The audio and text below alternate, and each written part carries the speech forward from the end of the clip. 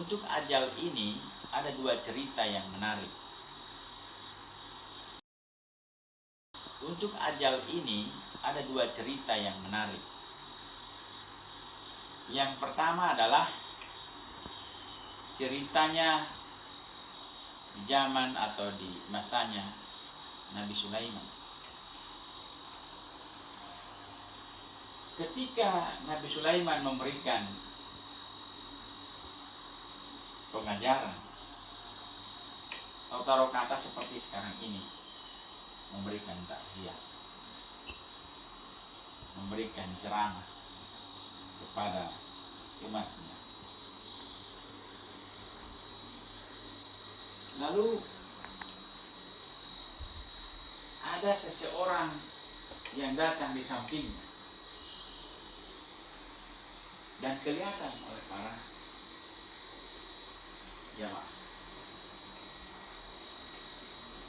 Ringkas ceritanya. Lalu setelah selesai, tamu tadi minta pamit. Lalu Nabi Sulaiman berkata kepada para pengikut, tadi itu kamu tahu siapa?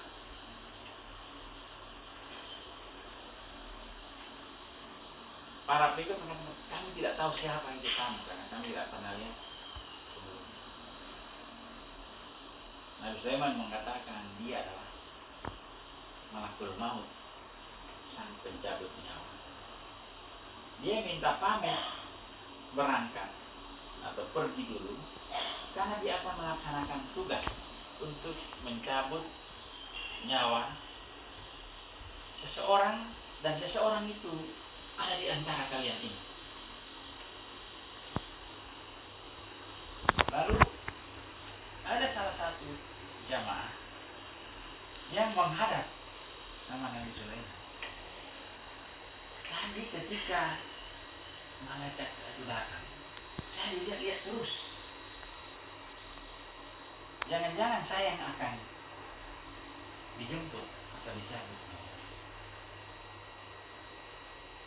Kalau dalam bahasa kita, Nabi Sulaiman mengatakan bisa saja. Lalu dia mengatakan, kalau begitu, tolong saya Nabi Sulaiman, bawa saya ke tempat yang sejauh-jauhnya dari sini. Maksudnya dia supaya menghindar dari Malakul Maut tadi. Lalu karena Nabi Sulaiman punya kekuasaan salah satunya, dan dia bisa memerintah makhluk-makhluk lain. Dia bisa bicara dengan semua binatang. Salah satunya dia bisa perintah angin. Dia bisa minta tolong angin. Sama dengan dia bisa perintah jin. Jadi Nabi Sulaiman mengatakan baik. Lalu dia perintahkan angin bawa orang ini sejauh-jauhnya. Lalu orang ini diterbangkan oleh angin. Dalam cerita itu jauh. Ada cerita mengatakan sampai di India. Terbangkanlah orang ini sampai di India. Pada saat orang itu baru saja menginjakkan kakinya di India, lalu Malakul Maut tadi mengatakan, cocok, dari tadi saya tunggu kamu di sini. Dari tadi saya tunggu kamu di sini. Nah, hikmahnya coba. Itu kematian. Kau sudah tiba saatnya. Maka tidak bisa ditunda dan tidak bisa dipindahkan tempatnya.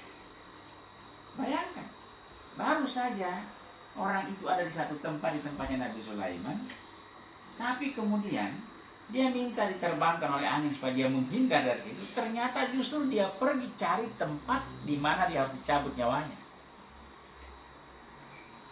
Jadi kalau sudah tiba saatnya, kita tidak bisa prediksi di mana dan kapan, dan pasti tiba. Fa'iza ja'a ajaluhum, kalau sudah tiba saatnya itu, la takhiruna sa'atun, tidak bisa dimundurkan sesaat pun, dan tidak bisa juga dimajukan sesaat pun, dan tidak bisa ditukar tempatnya. Nah, jadi kalau bilang di Makassar ya di Makassar. Tiba-tiba misalnya kita berajar nanti misalnya di Makkah, tiba-tiba kita berangkat ke Mekah. Di sanalah kita menemui ajal kita. Jadi ajal tidak bisa ditolak, tidak bisa ditunda, tidak bisa dimajukan. Nggak bisa orang Tuhan matikan cepat, nggak bisa. Karena la takhiruna sa'atun, tidak bisa digeser sedikit pun dan tidak bisa juga dimajukan sedikit pun. Itu cerita yang pertama. Cerita yang kedua adalah di era atau di zamannya Nabi Musa. Ketika ada satu pesta atau acara sama Nabi Musa. Lalu setelah acara itu selesai, lalu Malakul Maut bilang sama Nabi Musa, itu anak muda yang tadi, yang baik itu, yang akan nikah besok. Sayangnya itu, saya diperintahkan akan mencabut nyawanya malam ini. Nabi Musa bilang, bagaimana caranya ini? Saya mau kasih tahu bilang besok malam ini akan dicabut nyawamu. Kasihan juga akan menikah besok. Tapi tidak dikasih tahu juga, kasihan juga. Tarik menarik, akhirnya kesimpulan Nabi Musa tidak mau kasih tahu. Satu kejadian kemudian aneh.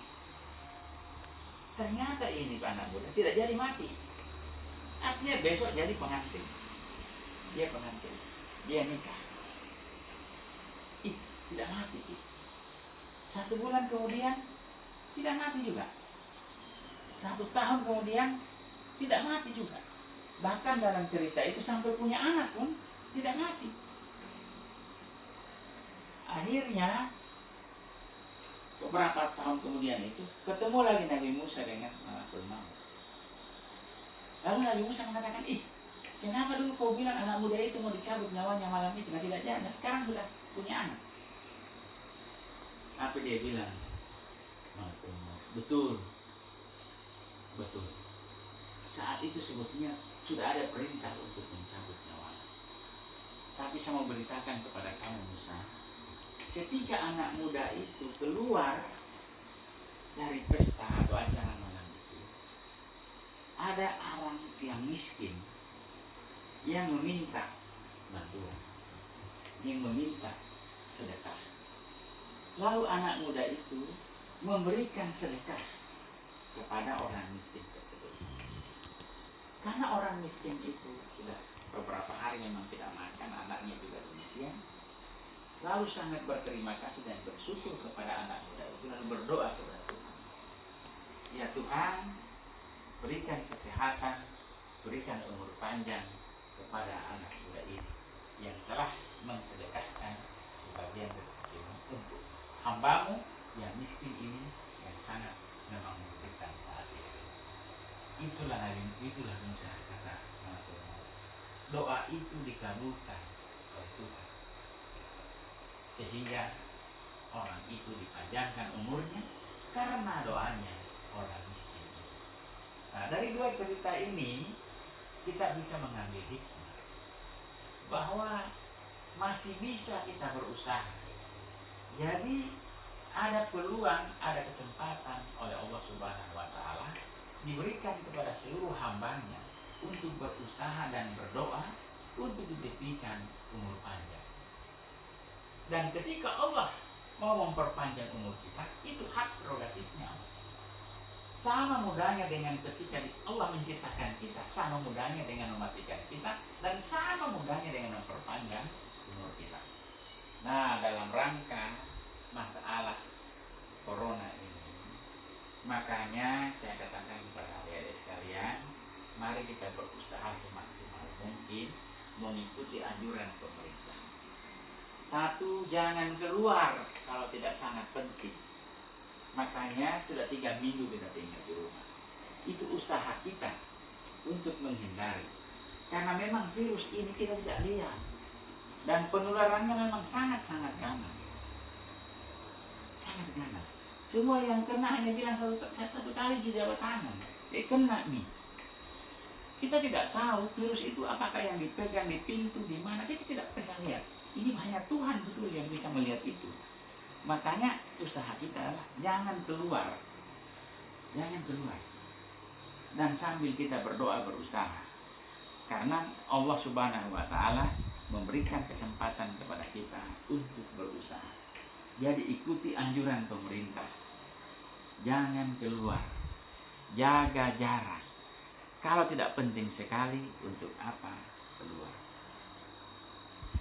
Keluar di 1, 2, 3 meter pun bisa saja kita ketemu dengan orang yang sudah terkena wabah ini, lalu kemudian tiba-tiba dia bersin atau bernapas, terbang ke kita. Makanya kalau terpaksa harus keluar, ada yang disebut dengan physical distancing, jaga jarak secara fisik minimal 2 meter, seperti itu. Jadi usaha dan berdoa. Mudah-mudahan dengan usaha dan doa kita semua terhindar dari penyebaran penyakit ini.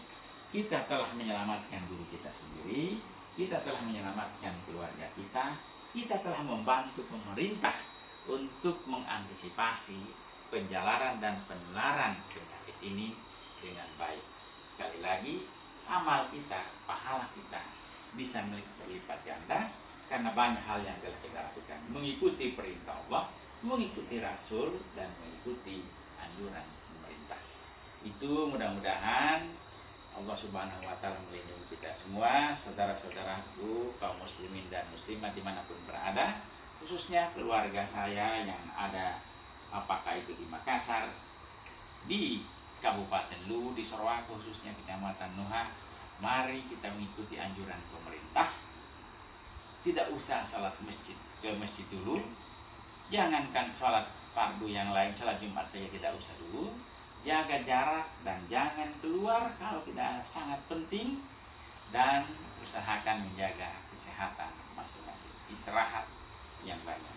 Kepada anak-anakku mahasiswa, baik itu negeri, khususnya mahasiswa di perguruan tinggi swasta, lebih khusus lagi yang ada di wilayah Sulawesi, mudah-mudahan Anda semua dalam keadaan sehat pada saat ini. Ikuti pembelajaran daring yang telah diprogramkan perguruan tingginya masing-masing. Ingat, bukan libur, tetapi studying from home, belajar dari rumah. Mudah-mudahan banyak hikmah yang bisa kita ambil dari peristiwa virus corona, dan kita berdoa semoga Allah Subhanahu wa Ta'ala cepat mencabut virus ini dari permukaan bumi, khususnya dari Indonesia dan negara-negara lain yang hari ini telah terkena atau terpapar dengan virus ini. Demikian, wabillahi taufiq wal hidayah. Wassalamualaikum warahmatullahi wabarakatuh.